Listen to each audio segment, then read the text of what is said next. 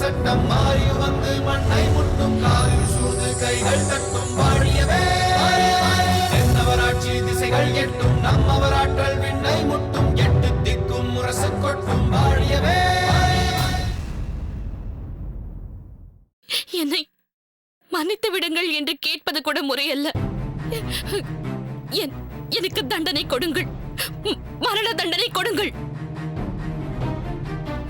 வெட்டுப்பாறைக்கு கொண்டு சென்று என் சிரத்தை துண்டித்து அதை கோட்டை வாசலில் ஈட்டியில் சொருகி வைத்து தேச துரோகிகளுக்கு இதுதான் தண்டனை என்று அனைவரும் அறிந்து கொள்ளும்படி முரசறைந்து தெரிவியுங்கள். என்னை கொன்று விடுங்கள் அண்ணா, என்னை கொன்று விடுங்கள். மங்கம்மா, இனி எதற்கம்மா நான் உனக்கு தண்டனை வழங்க வேண்டும்? மனதளவில் நீ தண்டனையை இப்பொழுதே அனுபவித்துக் கொண்டிருக்கிறாய். மேலும் நாம் ஒருவருக்கு தண்டனை தருவது அவர்கள் திருந்த வேண்டும் என்பதற்காகத்தானே. அவர்களுக்கு கிடைக்கும் தண்டனையைக் கண்டு மற்றவர்களும் தவறு செய்யாமல் இருக்க வேண்டும் என்பதற்காகத்தானே. தாமரை உன்னை சுட்டி காட்டியிருந்தாலும் அதை ஊருக்கு தெரியும்படி விட்டிருக்க மாட்டேன். யாருக்கும் தெரியாமல் முன்பு விஜயபூபதியை ரகசியமாக சிறை வைத்தது போல் தான் செய்திருப்பேன். இப்பொழுது அதற்கு அவசியமில்லாமல் போய்விட்டது. நீ உன் தவறுகள் அனைத்தையும் உணர்ந்து கொண்டாய். எப்பொழுது நீ திரிந்து விட்டாயோ இனி அதற்கெல்லாம் அவசியமே இல்லை. இன்னும் நான் உன்னை தன் தந்தையை பறிகொடுத்த துக்கத்தில் அண்ணா என்று ஓடிவந்து என்னை கட்டிக்கொண்டு அதே சின்னஞ்சிறுமியாகத்தான் காண்கிறேன். நான் வாழும் காலம் வரை அந்த பாசம் மாறாது. இன்று இங்கு நடந்தது இங்கு உள்ளவர்கள் மட்டுமே அறிந்தவையாக இருக்கட்டும். இதை காரணமாக கொண்டு எவரும் என் தங்கையின் மனதை துன்புறுத்தும் வகையில் எதுவும் பேசிவிடாதீர்கள். இதற்கு முன்பு தரப்பட்ட அதே மரியாதை என்றும் தரப்பட வேண்டும். மங்கம்மாவிற்கு உரிய அந்த உயர்ந்த இடம் எப்பொழுதும் இருக்க வேண்டும். இது என் ஆணை.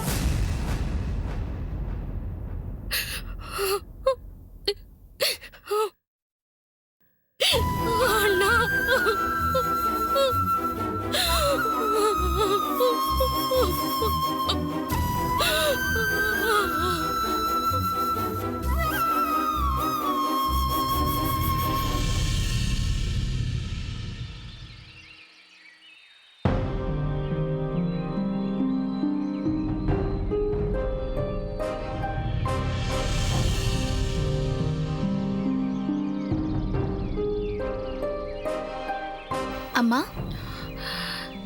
சொல் பூங்கோதை. தங்கள் பயணத்திற்கு தேவையான அனைத்து பொருட்களையும் வீரர்கள் மூலமாக ரதத்தில் வைக்கப்பட்டுள்ளது. தாங்கள் எப்போது வேண்டுமானாலும் புறப்படலாம். அனைத்து ஏற்பாடுகளுடன் ரதம் தயாராக இருக்கிறது. ஏன் கண்ணே, நான் எங்கோ பயணப்பட்டுக் கொண்டிருக்கிறேன் என்பது உனக்கு தெரிகிறதல்லவா? தெரிகிறதம்மா. பிறகு ஏன் நான் எங்கே புறப்பட்டுக் கொண்டிருக்கிறேன் என்பது பற்றி நீ என்னிடம் கேட்கவே இல்லை? அப்பாவை ஏன் கேட்பதில்லையோ அதே காரணம்தான். அது என்ன? அப்பா எங்கு சென்றாலும் சோழ நாட்டின் நன்மைக்காகத்தான் செல்வார் என்ற நம்பிக்கை இருக்கிறதென்று உங்களிடம் நான் சொல்லியிருக்கிறேன் அல்லவா? ஆமாம். இதற்கு முன்பெல்லாம் நீங்கள் எங்காவது புறப்படும் போது அச்சத்தால் உங்களிடம் ஏதும் கேட்காமல் இருந்தேன். இப்போது நீங்கள் நல்ல நோக்கத்தோடு தான் புறப்படுகிறீர்கள் என்ற நம்பிக்கையில் ஏதும் கேட்காமல் இருக்கிறேன். பூங்கோதை, உன்னை நினைத்து நான் மிகவும் பெருமைப்படுகிறேன் அம்மா. ஆமாம், கதிர்காமன் எங்கே? புலவர் காரிக்கண்ணனாரின் இல்லத்திற்கு கல்வி பயில சென்றிருக்கிறான் அம்மா. நீ அவன் கல்வி வளர்ச்சியை கவனிக்கிறாய் அல்லவா? அது சம்பந்தமாக அவ்வப்போது கதிர்காமனிடம் பேசுகிறாய் அல்லவா? ஆமாம் அம்மா. அன்றைய பாடங்களை அன்றைய மாலையே அவனிடம் கேட்டு அன்று அவன் என்ன கற்றுக்கொண்டான் என்பதை தெரிந்து கொள்கிறேன். நான் கேட்காவிட்டாலும் கதிர்காமன் என்னை விடுவதில்லை. அவனே மிகுந்த உற்சாகத்தோடு தான் அன்று கற்ற பாடங்களை சொல்லத் தொடங்கி விடுகிறான். அதனால் நானும் அதை கேட்டு விடுகிறேன். பூங்கோதை, ஒரு தாய் என்ற முறையில் நான் அவனுக்கு செய்ய வேண்டியதை தமக்கையான நீ அவனுக்கு செய்து கொண்டிருக்கிறாய். ஏதேதோ நினைத்து என்னென்னவோ செய்துவிட்டேன். என் கடமைகளை செய்ய தவறிவிட்டேன்.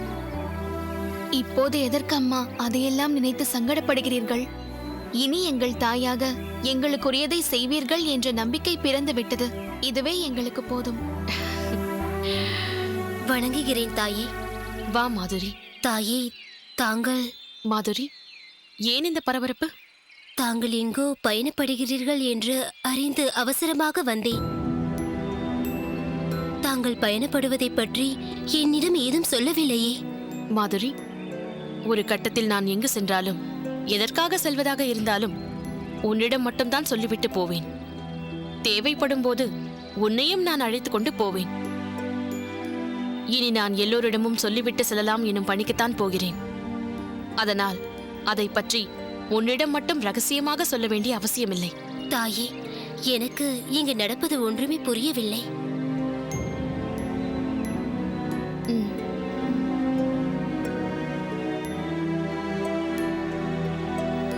தாயே, என்னவாயிற்று? மாதுரி, 2 நாட்களாக இங்கு நடப்பதையெல்லாம் நீ பார்த்தாய் அல்லவா? அதைக் கொண்டு உனக்கு எதுவுமே புரியவில்லையா? தாயே, புரிந்தும் புரியாதது போல் இருக்கிறது. தாமரை வந்துவிட்டாள் என்பதை பயன்படுத்திக் கொண்டு உங்களை குற்றவாளியாக நிறுத்த தங்கள் கணவரை முன்வந்தார் என்பது எனக்கு தெரியும். கோட்டைத் தலைவரை அழைத்து வந்து நீங்கள் எங்கும் சென்றுவிடக் கூடாது என்று கட்டுக்காவலை ஏற்படுத்திய போது நானும் தானே இங்கு இருந்தேன். அது சரிதான். அப்படித்தான் நடந்தது. தாயே, அன்று இரவு நீங்கள் உறங்கவே இல்லை. தாமரை உண்மையை சொல்லும்போது அப்படி பேசலாமா, இப்படி சொல்லலாமா என்றெல்லாம் நீங்கள் ஏதேதோ சிந்தித்துக் கொண்டிருந்தீர்கள். இருந்தாலும் நீங்களாக என்னிடம் எதுவும் சொல்லவில்லை. நானாக உங்களிடம் எதுவும் கேட்கவும் இல்லை. அப்போதைய மனநிலையில் நான் ஏதாவது கேட்டால் தாங்கள் என்ன சொல்வீர்களோ என்ற அச்சத்தால் எதுவும் பேசாமல் இருந்துவிட்டேன். தாமரையை நான் இப்படியெல்லாம் பாடுபடுத்தி இருக்கிறேன். எல்லாவற்றிற்கும் நீயும் தானே துணையாக வந்தாய். தாமரையை சாட்சியாக வைத்துக்கொண்டு என்னிடம் விசாரணை நடக்கப் போகிறது என்றால் எனக்கு எப்படி தூக்கம் வரும்? ஆனால் மறுநாள் அவைக்கு சென்ற தாங்கள் அங்கிருந்து இல்லத்திற்கு இயல்பாக வர முடியுமா என்பதே எனக்கு சந்தேகமாக இருந்தது.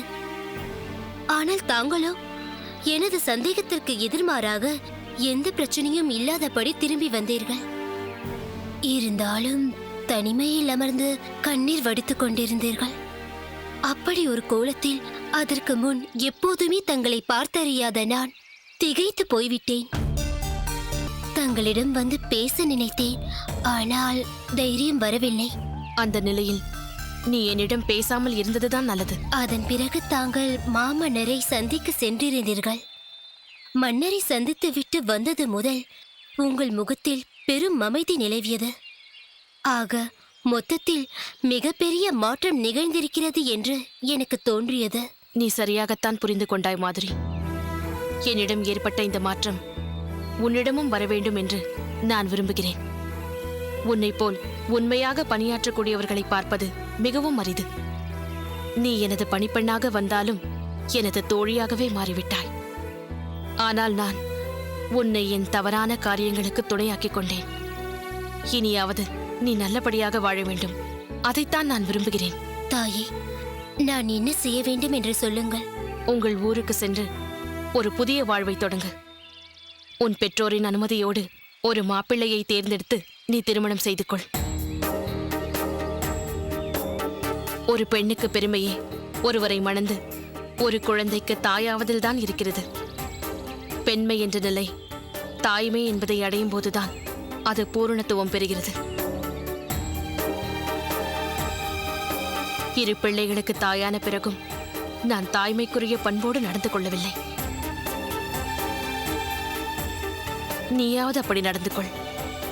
மாதுரி எவ்வளவு நல்ல பெண் எனும்படி அனைவரும் பாராட்டும்படி வாழ்ந்து காட்டு.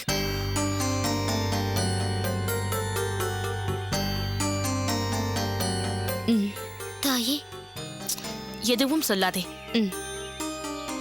நான் இதை பற்றி யோசித்து இதை நான் முன்பே எடுத்து வைத்து விட்டேன். இதோ இதை பெற்றுக்கொள். தயங்காதே. யார் யாருக்கோ பல தவறான செயல்களுக்காக உன் மூலம் பொற்காசுகளை தந்திருக்கிறேன். இப்போது உனக்கு நவரத்தினங்களை தருகிறேன். இதிலுள்ள ஒரு மாணிக்க கல்லுக்கு ஒரு கிராமத்தையே தத்தெடுத்து வாழ வைக்கலாம். உன் திருமணம் நிச்சயமானதும் எனக்கு தெரியப்படுத்து. நான் என் கணவரோடு வந்து உன் திருமணத்தில் நிச்சயம் கலந்து கொள்கிறேன். தாயே, அதுதான் உங்கள் விருப்பம் என்றால் நான் அப்படியே செய்கிறேன். பலே மங்கம்மா, பலே.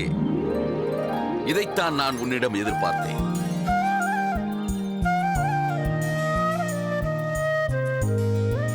இப்படித்தான் நீ இருக்க வேண்டும் என்று ஆசைப்பட்டேன். இப்போது அது நடந்துவிட்டது. மாதுரி, மங்கம்மா சொன்னது போல் நாங்கள் இருவரும் அவசியம் உனது திருமணத்திற்கு வருவோம். மங்கம்மா சொன்னது போல் வாழ்ந்து காட்டு. செல். அப்படியே செய்கிறேன். வருகிறேன் தாயே.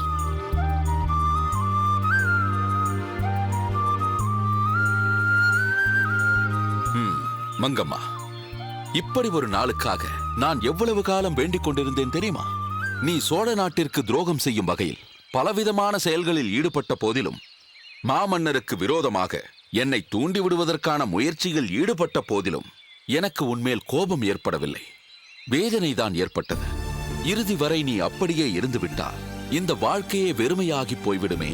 அதைவிட மன்னரின் அனுமதி பெற்று உறையூர் பொறுப்பை ஏற்றுக்கொண்டு அங்கு போய் தனியாக வாழ்ந்து விடலாம் என்றெல்லாம் யோசித்துக் கொண்டிருந்தேன். நல்ல வேளையாக அப்படியெல்லாம் நடப்பதற்கு முன்பே நான் என்னை உணர்ந்து விட்டேன். தங்கள் விருப்பப்படி என் அண்ணனுக்கு உண்மையான தங்கையாக வாழ நான் தீர்மானித்து விட்டேன். இது போதும் மங்கம்மா, இது போதும். உனக்கு ஒன்று தெரியுமா? நாம் இருவரும் சந்தித்த நேரத்தில் நீ என் மீது காதல் கொண்டு அதை என்னிடம் சொன்னபோது சோழ மன்னன் தங்கையோடு எனக்கென்ன உறவு என்றுதான் அலட்சியமாக நினைத்து உன் காதலை புறக்கணிக்க நினைத்தேன். ஆனால் இருங்கவேல் தான் என்னை மாற்றினான். ஓ, காதலுக்கு அந்த அளவிற்கு மரியாதை தரக்கூடியவரா அவர்? அப்படியெல்லாம் ஒன்றுமில்லை. உன்னுடைய காதலை பயன்படுத்திக் கொண்டு சோழ நாட்டிற்கு வந்துவிட்டால் இங்குள்ள பிரச்சனைகளை அவ்வப்போது அவனுக்கு தெரிவிக்கலாமே. இருங்கவேலின் வெற்றிக்கு சாதகமாக இங்கே சில சதிகளை செய்யலாமே. அதற்காகத்தான் இருங்கவேலின் சொற்படி நான் உன்னை மணந்து இங்கு வந்த பெண்.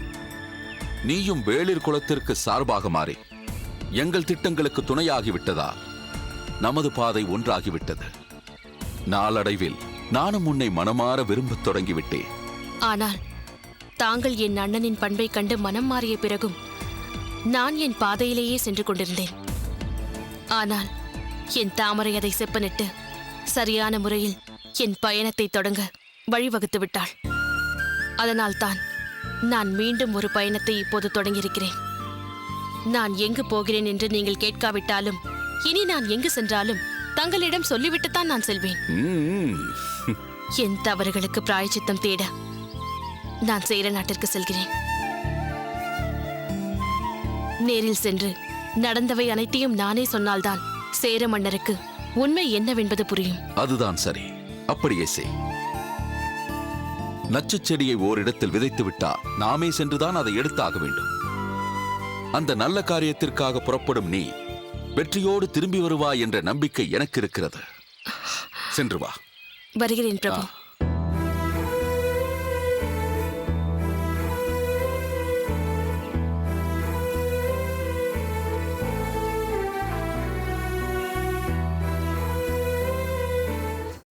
அண்ணா, அத்தையார் மங்கம்மாவின் மாற்றம் பற்றி நீங்கள் சொல்ல சொல்ல எனக்கு வியப்பாக இருக்கிறது. அதே நேரம் இந்த அளவிற்கு விபரீதமான செயல்களை புரிந்தது அத்தையார் மங்கம்மாதான் என்று அறியும் போது திகைப்பாகத்தான் இருக்கிறது. நான் சிறுமியாக இருந்த போதே என்னிடம் மிக கடுமையாக நடந்து கொண்டவர் அவர். இப்பொழுது எனக்கு இத்தகைய வாழ்க்கை கிடைத்தது அவருக்கு பிடிக்கவில்லை. அதனால்தான் என்னை மணந்த ஒரே காரணத்துக்காக இவருக்கு இந்த நிலையை ஏற்படுத்தி விட்டார். என்னிடம் அவர் அதிகமாக உரையாடியதில்லை. ஒருமுறை நான் சேர நாட்டிற்கு போவதற்கு முன் வந்து நீ அங்கு போகக்கூடாது என்று திரும்ப திரும்ப கடுமையாக மறுப்பு கோரினார். இப்படி அவர் எப்போதும் வந்து ஏதாவது சொல்லிக் கொண்டிருந்தால் சங்கடமாக போய்விடுமே என்பதற்காகத்தான் நான் உறையூருக்கு செல்ல தீர்மானித்தேன். அதுவே அவருக்கு அவரது திட்டத்தை நிறைவேற்ற வாய்ப்பாக அமைந்துவிட்டது. அத்தையார் மங்கம்மாவின் பங்கு இதில் இருக்கலாம் என்று தெரிந்தும் பொறுமையோடு இருந்தாரே மாமன்னர். அதுதான் மிகப்பெரிய ஆச்சரியம். என்ன செய்வது கிள்ளிவளவா? பொறை எனப்படுவது போற்றாரை பொறுத்தல் என்று கலித்தொகையில் சொல்வது போல் மங்கம்மா என்னை போற்றாமல் எதிர்மறையாக செயல்பட்ட போதும் பொறுத்து கொண்டிருந்ததால்தான் இன்று இந்த மாற்றம் நடந்திருக்கிறது. அதோடு அன்பு எனப்படுவது தன் கிளை செராமை என்கிறது அந்த பாடல். உண்மையான அன்பு என்பது என்னவென்றால் தனது கிளையாகிய சுற்றத்தார் பிரிந்து விடாமல் பார்த்துக் கொள்வது என்கிறது. அதனால்தான் மாமன்னர் தனது மிக நெருங்கிய சுற்றமான தன் தங்கை மங்கம்மாவின் குற்றத்தை பொருட்படுத்தாமல் இருந்து அந்த கிளை ஒடிபட்டு தன்னை விட்டு விலகிச் செல்லாமல் காப்பாற்றிவிட்டார். ஆஹா, அருமை அருமை மருமகனே. தாங்கள் எந்த அளவிற்கு இலக்கிய புலமை மிக்கவர் என்பதை இதன் மூலம் மேலும் எனக்கு தெளிவுபடுத்தி விட்டீர்கள். என் கணவர் என்றால் சும்மாவா? நீங்களே அவரிடம் பாடம் கற்றுக்கொள்ள வேண்டும். ஆகட்டும் அம்மா, நாளை முதல் அவரை பாடம் நடத்தச் சொல்லி நான் கேட்டுக்கொள்கிறேன். எப்படியோ இப்பொழுதாவது மனம் மாறினாரே என் அத்தையார். இதற்காக நாம் தாமரைக்குத்தான் நன்றி சொல்ல வேண்டும். மலர்கொடி, அவையில் அத்தையார் தனது குற்றங்களை எல்லாம் மறைக்காமல் சொல்லி எனக்கு தண்டனை கொடுங்கள் என்று கதறிய போது எனக்கே கண்ணீர் வந்துவிட்டது. எனது கண்ணீரை துடைத்துக் கொண்டு மற்றவர்களை பார்த்தால் அனைவரின் கண்களிலிருந்தும் நீர் வடிந்து கொண்டிருந்தது. எதற்கும் கலங்காதவராக, எவரையுமே பொருட்படுத்தாதவராக இருந்த அவர் தன் கம்பீரத்தை இழந்து கண்ணீரால் தனது கரைகளை கழுவ முயன்ற போது உள்ளம் நிகழ்ந்து விட்டது. மன்னவா, ஒரு கோரிக்கை. இது என்ன வார்த்தை? எதுவாயினும் சொல்லுங்கள், அதை உடனடியாக நிறைவேற்றுகிறேன். நாளையே நானும் மலர்கொடியும் பாண்டிய நாட்டிற்கு புறப்படலாம் என்று பேசி தீர்மானித்திருக்கிறோம். என்ன, நாளையவா? இன்னும் சில நாட்கள் இருந்துவிட்டு செல்லலாமே. கிள்ளிவளவா, நமக்கு இவர்கள் எவ்வளவு நாட்கள் இங்கு இருந்துவிட்டு புறப்பட்டாலும் இன்னும் 2 நாட்கள் இருந்துவிட்டு போகலாமே என்றுதான் தோன்றும். ஆனால் நீயே நினைத்துப்பார், இளவரசர் நலமாக திரும்பி வர வேண்டும் என்பதற்காக நாம் இங்கு துடித்துக் கொண்டிருந்தது போல்தானே அங்கே பாண்டிய பேரரசரும் பாண்டிமாதேவியும் துடித்துக் கொண்டிருப்பார்கள். நியாயமாக இளவரசர் இங்கு வந்த மறுகணமே இவர்களை அங்கு அனுப்பி இருக்க வேண்டும். ஆனால் பெரும் போராட்டத்திற்கு பிறகு இங்கு வந்த இளம் விடுதிக்கு சிறிதாவது ஓய்வு வேண்டும் என்பதற்காகத்தான் நான் அமைதியாக இருந்தேன். அதோடு தாமரை விசாரிக்கப்படும் போது நானும் உடன் இருந்து நடந்த விஷயங்களை தெரிந்து கொள்ள வேண்டும் என்று நினைத்தேன். ஆனால் தாமரை நம் எதிர்பார்ப்பை முற்றிலும் மாற்றிவிட்டார். எனக்கு இதை பற்றி பேச இனி என்ன இருக்கிறது என்று தோன்றிவிட்டது. அதனால்தான் மங்கம்மா தேவியார் மனம் திருந்தி வந்து பேசிய நேரத்தில் உடனிருக்க முடியாமல் போய்விட்டது. இப்போது இவர் நினைவு முழுவதும் எப்போது பாண்டிய நாடு சென்று தாய் தந்தையரை காண்போம் என்பதில்தான் இருக்கிறது. எனக்கும் பாண்டிய பேரரசரையும் அத்தையாரையும் காண வேண்டும், அவரது கண்ணீரை துடைத்து ஆறுதலாக பேச வேண்டும் என்று தோன்றுகிறது. அதனால் நாளையே நாங்கள் புறப்பட்டு செல்ல நீங்கள் அனுமதிக்க வேண்டும். மலர்கொடி, அம்மா இந்த பிரிவை தாங்கவே மாட்டார். அதற்காக இனியும் இவர்களை இங்கு நிறுத்தி வைப்பது முறையல்ல. இவர்கள் பாண்டிய நாட்டிற்கு சென்று விட்டால் பிறகு நாம் பார்க்க போவதில்லையா என்ன? நாம் எப்பொழுது நினைத்தாலும் போய் பார்க்கும் தூரம்தானே இருக்கிறது பாண்டிய நாடு. நாம் மடல் அனுப்பினால் இவர்கள் உடனே புறப்பட்டு வரத்தானே போகிறார்கள். மன்னவா, மேலும் ஒரு வேண்டுகோள். இளம்வழுதி, ஏன் இப்படி கோரிக்கை வேண்டுகோள் என்றெல்லாம் சொல்லிக் கொண்டிருக்கிறீர்கள்? வேறென்ன? எங்களோடு தாமரையையும் பாண்டி நாட்டிற்கு அழைத்துச் செல்லலாம் என்று விரும்புகிறோம். தாமரையா? ஏன், என்ன தயக்கம்? தாமரை பல நாட்களாக காட்டிலும் மேட்டிலும் திரிந்து பல துன்பங்களை அனுபவித்து விட்டு இப்பொழுதுதான் இங்கு வந்திருக்கிறாள். அதற்குள் அவளை அனுப்ப வேண்டுமா என்று யோசிக்கிறேன். நான் எங்கள் பொருட்டு இதை சொல்லவில்லை. தாமரைக்காக அங்கே ஓர் இதயம் ஏங்கிக் கொண்டிருக்கிறது. தாமரை என்ன ஆனாள், எங்கிருக்கிறாள் என்பதெல்லாம் தெரியாமல் துடித்துக் கொண்டிருக்கிறது. அதற்காகத்தான் கேட்டேன். நீ சொல்லும் அந்த இதயம் செழியன்தான் என்பது எனக்கு தெரியும். பாண்டிய நாடு சென்று செழியனை பார்ப்பதன் மூலம் தாமரைக்கும் ஆறுதல் கிடைக்கும். என்றைக்கு இருந்தாலும் பாண்டிய நாட்டிற்கு சென்று வாழ வேண்டியவள் தானே தாமரை. இன்றைக்கே அழைத்து செல்வதன் மூலம் அவள் செழியனை சந்திக்க முடியும். அதன் மூலம் தாமரைக்கு நிம்மதி கிடைக்கக்கூடும் என்பதால் நான் இதற்கு மனப்பூர்வமாக சம்மதிக்கிறேன். தாமரையை தங்களோடு அழைத்துச் செல்லுங்கள்.